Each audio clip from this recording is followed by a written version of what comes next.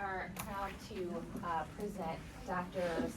Frank Bender, Sterling Hodgson, and I did not practice your names, Miriam Loyoli, excellent, to share a very special and just incredible journey that Frank Bender has been through as a speech language pathologist who worked for many, many years, and then life happened and he found himself on the other side and being a client.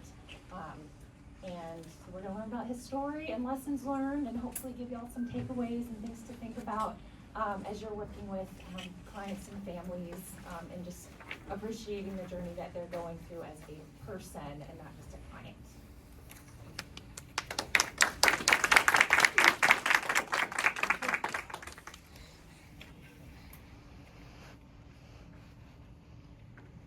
Anybody hear me? Yeah. We're on. Thank you for being here today. I'm going to go through kind of the first couple slides very quickly because they're in the handout or on the app, and you can identify that just by going and finding this information. Our disclosures are clearly outlined, but I'd like to spend time on the presentation, not where we get funded, even though it's all documented. And I'm Frank Bender, by the way, and I appreciate, again, everybody being here. This is the general overview that we're going to cover today, just this journey I've been on. And it's not about me today, it's about, actually, it's about life. That's kind of what I've gotten out of the last 4 years. And I want to share that with you to hopefully help provide some perspective clinically. Dr. Hodgson's going to talk about vestibular schwannomas, which you'll learn a little bit about today. If you're not familiar with that, you would have gotten a little bit of that information in your audiology classes a long time ago. Talk about surgical options, and then Dr. Leo Lee was going to talk about nerve grafting and facial reanimation. And then I'm going to talk a little bit about patient perspective and patient treatment considerations based upon my experience. It does start, though, and I'm not going to go into this, in 07. So I was diagnosed in 07 at age 42, 1 year after my 42nd birthday. And that's, if you really wanted to find out, it's a little article I wrote for the ASHA Leader back in 07. But today's presentation is a public service announcement. A lot of complicated stuff. I know you guys will be able to follow along, but it's more of a public service announcement. So there's quite a bit that I could have crammed in here, but we just don't have that kind of time. Again, the story context is this journey, and the story is going to talk about acoustic neuromas and treatment options, as well as patient perspectives. And I'm the one that took the bullet, so you guys don't have to, and I can share this journey. And hopefully elevate your clinical knowledge and your awareness and how to, I guess, work with your patients in a way that you may not have considered. If you really want the details, I have a Caring Bridge site, which is also outlined on your handout, and you can just QR code this, and you can just read about my 3.5 years, which if you're really bored, get a glass of wine or a beer and sit back. So from that point, we're going to hand it over to Dr. Hodgson and begin the discussion on vestibular schwannomas. Thank you very much. Very nice to be here. Thank you. I'm Sterling Hodgson. Yes, the G is silent, so don't try to pronounce the G. Everybody gets it wrong. I am an otologist, a neurotologist. That's a subspecialty of ear, nose, and throat. In other words, I just do the ear part and not the nose and throat. And I've been doing that since 1989, so I've been at this for a while. So I tell you a little bit about vestibular schwannomas. It's an interchangeable term with acoustic neuroma, which many people are familiar with and is much easier to say, but technically it's a misnomer. And I'll talk a little bit more about that. So we'll talk about the general patient history and symptoms as well as the medical options briefly. When I get a new patient, the first thing I tell them is they're all usually diagnosed by the time I get them. They're diagnosed by their referring physician. But I tell them it's not cancer, it's not cancer, and it's not cancer. And by the way, it's not a brain tumor. Because people come into my office and they're very nervous and they're very anxious. And it is a very benign, slow-growing tumor. It's not called a neuroma because it doesn't come from the nerve fibers of the 8th nerve. It comes from the Schwann cells, which are insulating cells that enhance nerve conduction along the peripheral nerves. They're present all over the body, but the Schwann cells are much more prevalent farther away from the brainstem. closer to the inner ear, and so most of these will present closer to the inner ear. Some of them present closer to the brainstem. They're very slow growing. The average growth rate is about 1 to 2 millimeters per year. The incidence is about 8 to 12 tumors per million per year. Having said that, I work in Portland. We're Thurl-based that is regional. I probably see at least 20 to 30 new cases a year. So they're not common, but they're also not rare. They're almost always unilateral. There is a bilateral version called neurofibromatosis type 2. Also now we're thinking, in the past it used to be if you have two vestibular schwannomas you had NF2. Now we're thinking there are some people that just coincidentally get a second side that isn't NF2, and neurofibromatosis has a genetic mutation that's well established. There is no gender or race predilection. It is fairly common. We'll go through more of these things here. Mostly it's hearing loss and ringing that bring people in, and that's where the diagnosis comes from. So the vast majority of these lesions are identified by ear, nose, and throat doctors and audiologists. When somebody's having hearing loss, often with ringing, dizziness is less common, present, but less common. Headaches and these other lower things you're looking at here are very much less common preoperatively anyway. But there are some people that will have these symptoms as well. Generally, it's a sloping, high-frequency sensory neurohearing loss, like this pattern here. Word recognition is often reduced as kind of one of the signs, out of proportion to the level of hearing loss, for instance. So that's why they come to the audiologist and the ear, nose, and throat doctor, and then sooner or later somebody gets an MRI if there's enough asymmetry. In sudden hearing loss, that's an entity that we see relatively commonly. That's a one-sided sudden loss of hearing. It's now become standard practice to get MRIs in those patients as well. Technically, about 1% of all sudden hearing losses will have schwannoma as the source of that hearing loss, but if I look at all schwannoma patients, about 10% of them will come in with a sudden hearing loss as a presentation. So our American Academy of our field has done clinical practice guidelines, and now it's standard practice to get MRI scans on any sudden hearing loss, even if it recovers, and even if they're responsive to steroids, which is a common treatment that we use for that. So about 95% will come in because of hearing loss. Often it's over several years, 3 to 5 years is not uncommon, and the majority of patients will have associated tinnitus in the ear. And as I said, a few of them will come in with sudden hearing loss, but that's not as common. Generally, if there's at least a 10 decibel asymmetry at a couple of frequencies, or 15 at one frequency, those are considered MRI indications. The vast majority of those MRIs are going to be normal, but that's kind of standard practice. From a vestibular standpoint, the symptoms are usually subtle. Most patients will not notice any dizziness or vertigo. Some do, and I can't tell you how many MRIs I've ordered for dizzy patients and for vertigo patients and Meniere's patients. Most of them do not have vestibular schwannomas as the cause. Vestibular function will often change very slowly like the hearing does, and so the brain is very good at compensating for a very slow, gradual vestibular deficit. So patients might notice some subtle balance symptoms that they typically would associate with just getting older, which is probably what it is. But it's not common for people to come in with vertigo. It does happen occasionally. I don't see a lot of the very large tumors in a private practice. Those are probably more coming from academic centers, but we don't see a lot of really large tumors in my field, but they can cause brainstem compression and hydrocephalus, and so they can decompensate fairly acutely. I think I've seen that once in my career of 35 years. But I've certainly seen plenty of MRI scans from my colleagues at meetings with massive tumors and a lot of brainstem involvement, but that's not very common at all. So the patient's symptoms, they're usually, as I said, coming in because of ringing in one ear, hearing loss and ringing. By far the vast majority are coming in with that. The hearing test shows the asymmetry, and then the neurologic exam is typically fairly normal, not completely normal, and then we get the MRI. And you can see here some examples. I'll show you a little bit more later, but this is what the tumors look like. Most of them are going to occur, here's the inner ear out here, and most of them are going to be in the internal auditory canal, and then they will grow medially inward towards the brainstem, and they can get rather large and put quite a bit of compression, even pushing the pons over to the other side. This area here is called the fourth ventricle. That's part of the cerebrospinal fluid drainage system from the lateral ventricles coming down into the spinal column. And the problems arise if it puts enough pressure to close that ventricle off. It's kind of like leaving your sink on but plugging the drain.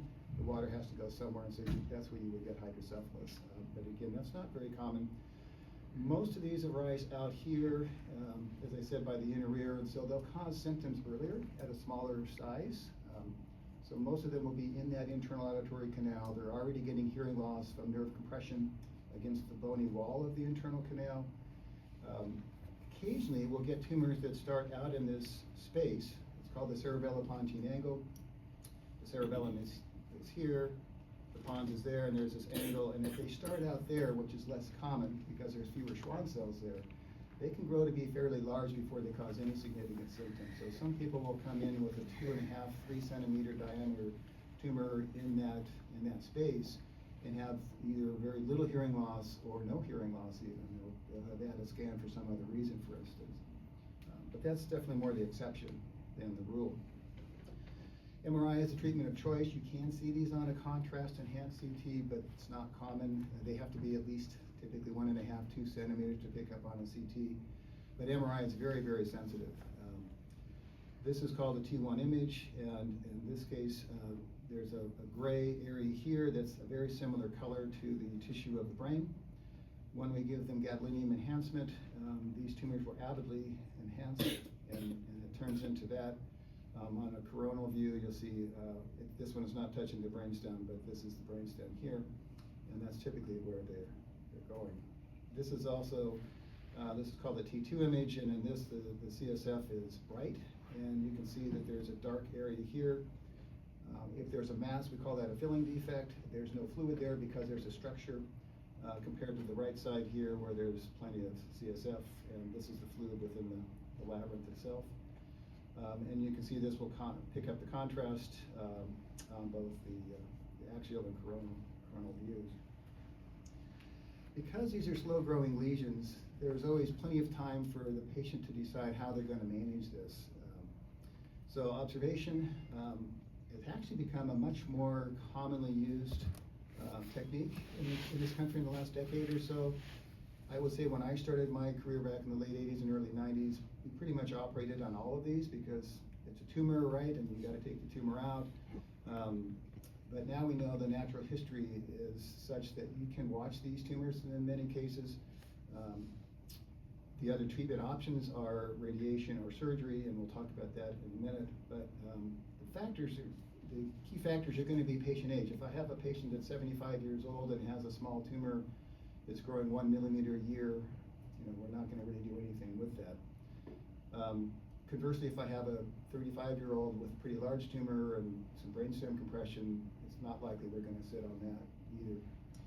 Many of these tumors will get to a certain size and stabilize and not grow, and so almost anybody that's 60 to 65 and up with a tumor that's not really causing a lot of brainstem involvement, almost routinely have them strongly consider radiation and tumor surveillance, which is basically an annual MRI, which I do for the first 5 years. If there's no growth, then I go to every other year for another 10 years. If it grows, then you have time to do something more about it. There's also obviously patient comorbidities. If I have someone with a lot of comorbid cardiovascular, pulmonary, heart issues, they're not a good surgical candidate, their tumor's not very big, we're probably more likely going to sit on those. In terms of treatment, there's one thing I tell everybody is there's no treatment that makes you better. There's no treatment. I've had patients come in and say, oh great, here's the reason of my hearing loss, you can take it out, my hearing will come back. It doesn't work that way.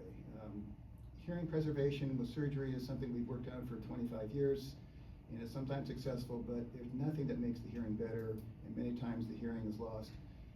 For you to remove a tumor completely, you have to remove the vestibular portion, so you're going to lose vestibular function no matter what with surgery here. And there's nothing that's going to make hearing better. So that's a very important consideration.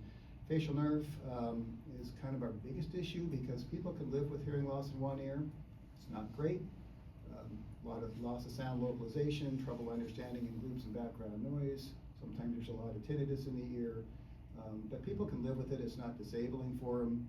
Same with vestibular function. You can have a complete vestibular loss and compensate really quite well and have maybe some minor symptoms with quick movements, but most people it doesn't really impact their ability to work and do most everything.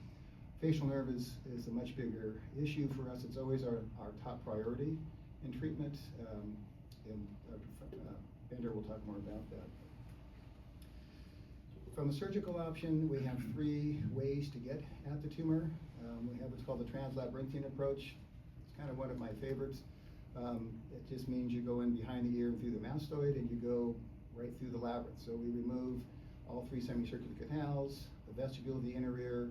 We come in through the intertemporal portion of the facial nerve and dissect that out, and then that will get us right into the lateral aspect of the internal auditory canal. And we open up the posterior fossa dura and get into the posterior fossa where the tumor is. So you have access to pretty much everything, including the facial nerve, because that facial nerve is going to be wrapped over the surface of the tumor, and we have to dissect that nerve off the tumor and preserve the nerve and hopefully preserve the function too, which we usually do. In some tumors, they're farther towards the brainstem and not very far out, and so we can come farther back. That's called the retrosigmoid approach, where we actually go behind the mastoid, and these are all the things that I do as the surgical approach with the getting through the skull, and that will get us into the brainstem better, but you can't get very far out towards the inner ear. So if you have a tumor that's going that far out, it's not a very good approach for that. For very small tumors in the internal auditory canal, you could do what's called the middle fossa approach, in which we come in from actually above the ear and take a window of bone out above the ear. We have to retract the temporal lobe of the brain upward and come along the floor of the skull and then drop down into the canal on the other side of the inner ear. That would be something you would use for a small tumor with good hearing and you're trying to preserve the hearing. That's probably the least common approach, at least in my practice. Somehow, I just found this out this morning, Dr. Bender has this way of getting pictures that I know nothing about. And this is one of them. This is actually, this is my neurosurgeon I work with, and he and I have been together for 25 years, and this is me, and this is Dr. Bender's surgery, actually, and I didn't know this picture existed till in my practice, it's important, most teams have a neurotologist and a neurosurgeon. And that's kind of the standard operating team. For me, it's very important that I have someone that knows how I work and he knows how I work, and we work together as a team, we stay together. And I think most groups are like that you're used to working with the same person. Not every neurosurgeon has the same background and training that I do, and they have different approaches in terms of how they want to position the patient and how they want to approach the tumor based on their training and experience. So when you find someone that you get along with and you think like-minded, you stick together. This is us. In my situation, we both stay in the room together the whole surgery. And I don't know about other centers, but that's what we do. So he's actually doing the surgery right now. I'm looking through what's called a sidearm. We do have monitors and things, video monitors and cameras in the microscopes, but I find a little clearer picture when I'm looking through a secondary sidearm of the microscope. So he and I will talk to each other. Sometimes I'll have an idea and I'll say, well, try this, go there, and same thing for me. And so we're both in the room the whole time for the entire surgery. And we were for Dr. Bender's surgery too, which was 7+ hours. But neither one of us leaves the room. We will talk about radiation next, and that does change the game a little bit. This has become much more popular treatment for tumors in the last 15 or 20 years. It is fairly widely available now. It wasn't very available in the 90s, but it certainly is now in the 21st century. Stereotactic radiation is not like cancer treatment. In these tumors, it is a very computerized, targeted delivery of radiation, and it's a relatively low dose of radiation. The two main options are something called the gamma knife and something called CyberKnife. They are basically competitors, but they do the same thing. The gamma knife traditionally has been around the longest. It actually comes from Sweden and has been around for decades. and we have a long track record with it. It typically has been a single dose of radiation, and to do that, you have to put a frame on the patient's head. So you numb up 4 spots and put little pins in, and there's a metal ring, and then you have basically a helmet that clamps down onto that with 192 tiny little ports. And there's a computer that takes one beam and correlates all these 192 beams to maximize the dose of radiation to the tumor and minimize to any surrounding structure. Typically, the dose of radiation is about 1/5 of what a cancer patient would get. There was an idea that there's always still risk of complication with radiation, like further loss of hearing, like dizziness, like facial nerve dysfunction. So there was a time where people thought, well, maybe if we take that total dose of radiation, which is typically about 12.5 gray, that's the unit they use, and split it into 3 fractions, then you'll get less side effects of the radiation and still get tumor control. And so that's called fractionated therapy, and that's what the CyberKnife has done. Turns out that the results are about the same with each system. It doesn't really matter which way you go. You're going to get about 95% chance of tumor control, which means you're stabilizing the tumor. The goal of this radiation, because this is a benign, slow-growing tumor, it's not like a cancer. You're not going to make it shrink up and go away like you're trying to do with cancer treatment. You're trying to stabilize the size and prevent further growth, and it will do that about 95% of the time. It is an outpatient treatment. It's fairly simple for a patient to get through. The timeline is kind of slow with radiation, so the hearing loss can occur over time, up to maybe 2 years after the treatment. So once I send someone for radiation, I still have to see them back and follow their hearing and follow their scans and make sure they don't change over time. If patients have dizziness coming into radiation, that tends to aggravate it temporarily, but then it tends to settle down. Facial nerve issues are uncommon but possible. Usually I don't get as much weakness or paralysis. Often I get more twitching and things. And I'm so lucky now to have a facial nerve center that we can send these patients to. But it is a very good option. There is this rare chance of something called malignant transformation. If you radiate benign disease, you can turn it into malignant disease. It's a slow process that takes years to happen. I'm aware of a few cases in vestibular schwannomas that's happened. They're very, very rare though, in my experience. We learned about this, for instance, from thyroid goiters in the 50s when they used to radiate thyroid goiters, and then 20 years later people come back with thyroid cancer. So it wouldn't keep me from getting radiation if I had a schwannoma, but it's something that I bring up. So it is a very good option, however, these days. So with that, I think I'll turn it back over to Fran.